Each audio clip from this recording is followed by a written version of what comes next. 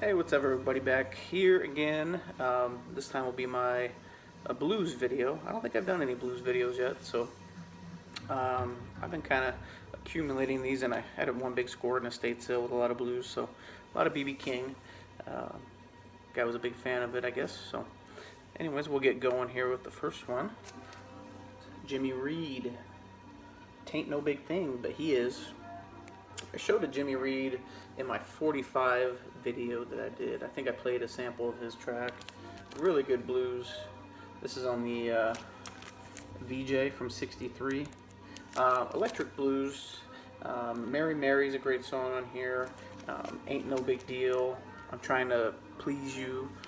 They're all good songs on here. Really good blues singer. Hall of Fame, all that good stuff. So if you haven't heard him, definitely give him a shot. Probably pretty sure most of you guys have heard him. But next, we'll get going. Of the next 5 or 6 are all B.B. King albums. So this is B.B. King, Guess Who? It says 1972 on MCA. The horns on here are the pretty cool. Butterfield Blues Band plays backing on a couple songs. Kind of some writing on the cover there. The title track is great, Guess Who? Not my favorite B.B. King album. As he got kind of older, he started experimenting a little bit more, which probably most of them do. I'm an early blues type of fan, like Jimmy Reed or even early B.B. Like, this is a great B.B. King album. Blues is King. It's on the Bluesway label. Probably one of my favorite, maybe my favorite B.B. King album. I mean, just really, really good. Gambler's Blues is one of his famous tracks off of here. Let's see, what's another one on here? Waiting on You, I think, is another pretty famous one of his. So if you haven't heard this one, I highly recommend. If you're going to get started in B.B., this is recorded live in Chicago. A lot of blues albums I noticed are kind of recorded live, as with some jazz albums, I guess. But really, really good album. Can't say enough about this one right here. Blues is King. Next one is a famous one from him. Live in Cook County Jail. I'm gonna hold it back. It's a little bit better, huh? It doesn't shut out my face a little bit. Not like you really want to see my face anyway, but this was recorded live, Cook County Jail. I think it's around Chicago area, which is, at the time, was one of the worst prisons in the country. And he decided to play a show there, kind of like similar to Johnny Cash, I guess. You know, playing his. There's a picture of him playing in front of everybody. Look at him just sitting out there on the dirt. Pretty neat. It's got all his, you know, big tracks off of here. The Thrill Is Gone. Worry. I mean, he plays most of his hit songs off here. Great album. You know, pretty famous. This next one, this is B.B. King, King of the Blues. This is a later album on MCA. This is 1988, so we're getting into later B.B. He kind of gets a little 80s, you know, as you can see. Look at the guest stars on the album. Mick Fleetwood, Stevie Nicks, Bonnie Raitt. I don't know. Not a real fantastic album for me. There's a couple good songs on here, but I mean, you guys make up your own mind on it. But I don't know. It's definitely an 80s album. Next one, we're getting back in a little bit better. To Know You Is to Love You, 1973 on ABC. Also not my favorite, but better than obviously the last one I showed. There's still some good songs on this as well. I Know You, the title track, I Know You Used to Love You, is a great track. I'm not sure if this one was recorded live or not. I think this was actual studio. Sigma Sound Studios in Philadelphia, so. Hope you're not getting tired of B.B. because I got a couple more. This is Back in the Alley. 1971 on Bluesway. I think this one was recorded live though in Chicago again.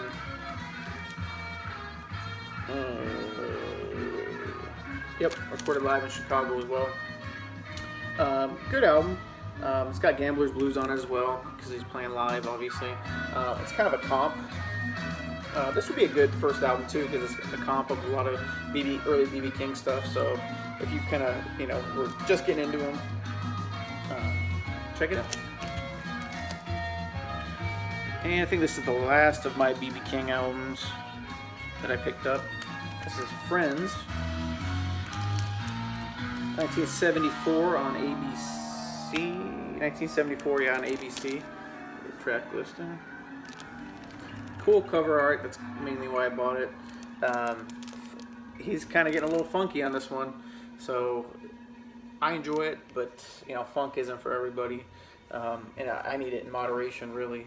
So if you like funk, the title track is great. Lots of horns on this one again. This next man is one of my favorites, and this album is just fantastic. This is John Lee Hooker, Never Get Out of These Blues Alive.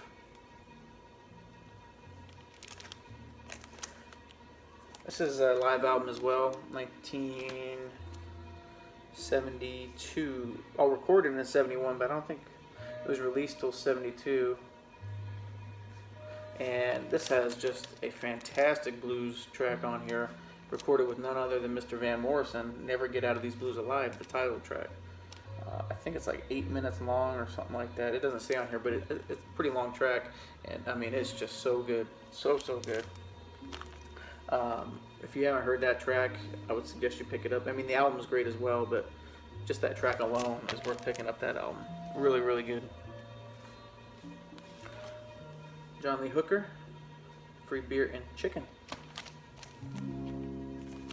Title track there. What's this one on? This on BGO Records from 74. Looks like an English pressing of some sort. Made in England. Yep, made in England. Good album.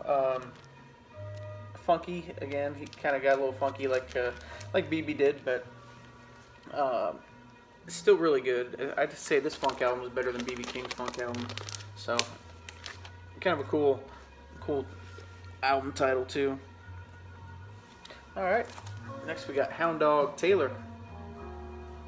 This is recorded live as well. This is Beware of the Dog. Look at Hound Dog there playing with his guitar. This is his third album. This was actually released after he died.